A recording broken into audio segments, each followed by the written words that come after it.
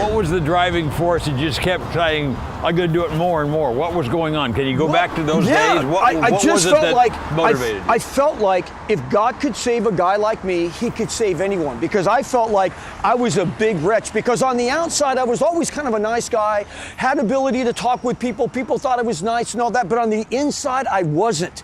And I recognized that God knew who I really was. God says in Psalm 139 that he searches us, he explores us, he penetrates inside of us, and he knew who I was. I was exposed. He knew me. And I'm thinking to myself, everyone else has got a secret life in there, and I want to reach out to people. So I just started talking to people. I never thought about, like, quote, being a preacher one day or being a pastor. That never even crossed my mind. It's not because I'm a pastor, it's because I'm a Christian. When we're called Christians, Christian just means Christ-like or little Christ. So we're to go out there and be those little Christ to the world. But here's the crazy thing, Barry.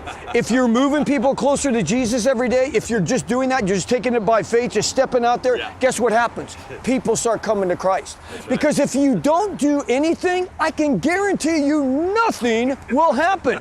But if you just start talking to people, like everywhere I go, and I've always done this, at the bank, I do it at the grocery store when I'm getting gas. Hey, how's it going? Hey, when's the last time someone told you there's a God in heaven that loves you? And then people are just like, never, it's like, well, I'm telling you. I hear from pastors, I don't get a chance like you do. You're a businessman, you're out there. I'm a pastor, so I don't have the opportunity to share my faith.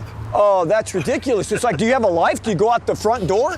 I have a little bit of problem with some pastors because many pastors will get up there and they'll talk a great game from the pulpit. Yes, we need to go out and share our faith. And are you sharing your faith? Like, I'd like to ask every pastor in America, when's the last time that you led someone to Christ? Oh, not in an altar call, not at the church, but when you were just out and about, maybe a Jehovah's Witness come into your door. Maybe you're just walking in God gives you that little nudge. You ever get that nudge? That nudge is where God just wants to speak to us. He wants to call us to say something to somebody. And when we miss that opportunity, it's unbelievable because it's something that might not come back again.